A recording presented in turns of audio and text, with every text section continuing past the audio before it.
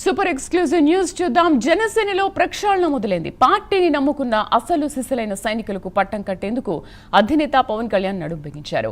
ఇకపై పార్టీలో పారాషూట్ నేతల ఆటలు సాగవని పుష్కర కాలంగా జెండా మోసిన కార్యకర్తలకి భవిష్యత్తు అని ఆయన స్పష్టమైన సంకేతాలు పంపారు.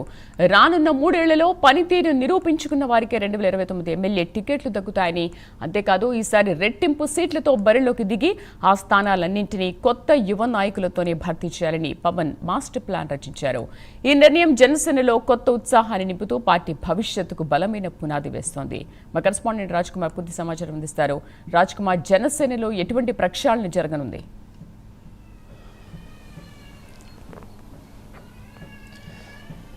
రైట్ శ్రీదేవి, మొత్తానికి జనసేన పార్టీకి సంబంధించినటువంటి విధానంలో కొన్ని కీలకమైనటువంటి మార్పులు చేసేందుకు ఆ పార్టీ అధ్యక్షుడు రాష్ట్ర ఉప ముఖ్యమంత్రి పవన్ కళ్యాణ్ నడుం బిగించినటువంటి పరిస్థితి కనపడుతుంది. ప్రత్యేకించి ఏదైతే దశాబ్ద కాలం పాటు జనసేన పార్టీలో ప్రయాణం చేసినటువంటి వ్యక్తులు ఎవరైతే ఉన్నారో వారితో పాటు కష్టపడినటువంటి కార్యకర్తలు ఏదైతే గ్రామ స్థాయి నుంచి అటు రాష్ట్ర స్థాయి వరకు వారి యొక్క స్థాయిల్లో కష్టపడినటువంటి వారికి ప్రత్యేకించి అన్ని స్థానాలని కూడా ఏదైతే ఎవరికి సంబంధించి ఎవరి స్థాయిలో పనిచేయగలిగినటువంటి వారికి ఆయా స్థానాల్లో జనసేన పార్టీ పదవులు ఇచ్చేందుకు సిద్ధమైంది. ఇప్పటికే దానికి సంబంధించి క్రియాశీలక సభ్యత్వం చేసేటువంటి వారికి ప్రత్యేకించి ఇటు సాధకులుగాను, అదేవిధంగా సభ్యత్వాన్ని తీసుకునేటువంటి వారికి ఉద్యములుగాను, ఏదైతే పార్టీకి సంబంధించి ప్రత్యక్షంగాను అదేవిధంగా పరోక్షంగాను సహకారంగా అందించే వాళ్ళ ప్రదాతగాను గుర్తించినటువంటి ఆ పార్టీ ప్రత్యేకించి పూర్తి స్థాయిలో గ్రామ స్థాయి నుంచి రాష్ట్ర స్థాయి వరకు కమిటీల నిర్మాణం చేసేందుకు ప్రత్యేకించి కూడా ఒక రూట్ మ్యాప్ను సిద్ధం చేసుకుంది. ఇప్పటికీ ఆ పార్టీ ప్రధాన కార్యదర్శి రామ్ తాళ్ళూరి ప్రధానంగా దీనిపైన ప్రత్యేకమైనటువంటి ఒక దృష్టి పెడుతున్నారు. పవన్ కళ్యాణ్ ఇచ్చినటువంటి ఆదేశాల మేరకు ప్రత్యేకించి ఆయన కూడా కమిటీల నియామకంలో ముఖ్య పాత్ర పోషిస్తూ వస్తున్నారు. ప్రత్యేకించి నాదెండ్ల మనోహర్ పిఎస్సి చైర్మన్గా ఉన్నారు. ఆయన కూడా దీనికి సంబంధించినటువంటి పర్యవేక్షణ అంతా కూడా జరుగుతూనే ఉంది. ప్రత్యేకించి మొత్తం జనసేన పార్టీ అంతా కూడా ప్రక్షాళన మొదలైంది.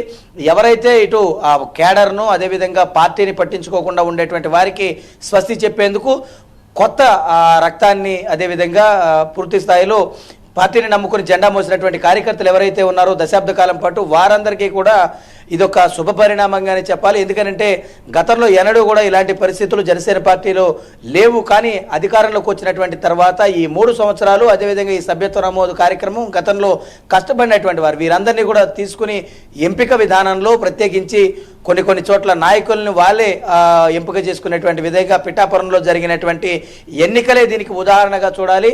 ప్రత్యేకించి వారికి అంటే ఇందులో ఎవరైతే కష్టపడుతూ ఉంటారో వారికే రేపు రాబోయే స్థానాల్లో జనసేన పార్టీ ఇప్పటికే 21 స్థానాలు ఈ రాష్ట్రంలో తీసుకుంటే 21 స్థానాలు కూడా కైవసం చేసుకున్న పరిస్థితి ఉంది. మరి భవిష్యత్తులో ఇంకా ఈ స్థానాలు పెంచుకునే యోచనలో జనసేన పార్టీ కొన్ని బలమైన నియోజకవర్గాలు ఇంకా ఉన్నాయి. కాబట్టి గోదావరి జిల్లాలతో పాటు ఇటు కృష్ణా గుంటూరు ప్రాంతంలో కావచ్చు, లేదంటే మిగతా కొన్ని ప్రాంతాల్లో ఇంకా ఆ పార్టీ బలమైన స్థానాలు కొన్ని ఆశించేటువంటి పరిస్థితి ఉంది. కాబట్టి ఆయా స్థానాల్లో ఇప్పటికే కొన్ని చోట్ల యువకులు కావచ్చు, కొంతమంది పార్టీకి సంబంధించినటువంటి సీనియర్ లీడర్స్ అందరూ కూడా పనిచేస్తూ ఉన్నారు. వారికి ఈసారి టికెట్లు కేటాయించేటువంటి వ్యవహారం కూడా ఖచ్చితంగా జనసేన పార్టీ చేసేటువంటి ప్రయత్నం చేస్తుంది.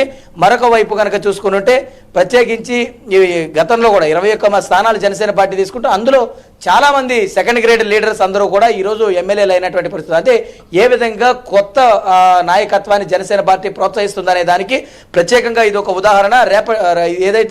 రేపు రాబోయే ఎన్నికల్లో కూడా ఇదే విధానాన్ని కంటిన్యూ చేయబోతా ఉంది. కొత్త వారికి అవకాశం ఇవ్వాలని చూస్తూ ఉంది. కొత్త నాయకత్వానికి, కొత్త రాజకీయ వరవడికి జనసేన పార్టీ శ్రీకారం చుట్టబోతా ఉంది.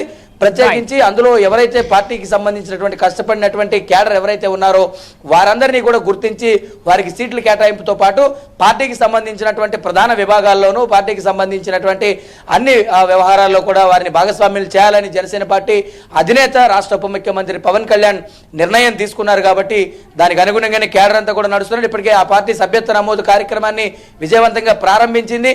మొట్టమొదటి రోజే 1,00,000 మంది సభ్యులుగా జనసేన పార్టీలో చేరారు. అంటే ఏ విధంగా ఆ పార్టీ అధ్యక్షుడు పవన్ కళ్యాణ్ పైన నమ్మకాన్ని ఏ విధంగా వారందరూ కూడా చూపిస్తా ఉన్నారనేది ప్రత్యేకంగా కనపడుతుంది. ఇప్పటికే ఒక్క పిఠాపురం నియోజకవర్గంలోనే దాదాపుగా 50,000 మంది పైగా సభ్యులు నమోదయ్యారంటే ఏ విధంగా ఆ పార్టీ పైన నమ్మకం కలుగుతోంది, ఏ విధంగా ఈ పార్టీ రేపు రాబోయే రోజుల్లో ఆ ప్రజలకు అండదండలుగా ఉండబోతా ఉందనే దానిపైన ప్రజలు చూపిస్తున్నటువంటి నమ్మకాన్ని కూడా చూడొచ్చు. మరి ఇప్పుడున్నటువంటి పరిస్థితుల్లో జనసేన పార్టీ ఆంధ్రప్రదేశ్లో ఒక ప్రత్యామ్నాయ రాజకీయ శక్తిగా ఎదగాలనేటువంటి ఒక నిర్ణయానికి పవన్ కళ్యాణ్ బాటలు వేస్తూ వస్తున్నారో దానికి అనుగుణంగా కూడా కేడర్ అంతా కూడా నడుం బిగిస్తూ వస్తుంది. కాబట్టి సభ్యత్వ నమోదే కార్యక్రమమే కావచ్చు, లేదంటే ఇటు నామినేటెడ్ పదవుల్లో వారికి కల్పించినటువంటి స్థానాలు కావచ్చు, ఇంకా కొన్ని మెరుగైనటువంటి స్థానాలు ఆ పార్టీ ఆశిస్తున్నటువంటి అవసరం ఉంది. ఇంకా స్థానాలు కూడా కావాల్సినటువంటి అవసరం ఉంది. కాబట్టి ఖచ్చితంగా రాబోయే రోజుల్లో జనసేన పార్టీ కేడర్ ఎవరైతే గ్రామ స్థాయి నుంచి కష్టపడినటువంటి జెండా మోసిన కార్యకర్తలు ఎవరైతే ఉన్నారో వారందరికీ కూడా ఒక శుభ పరిణామంగానే ఈ పార్టీ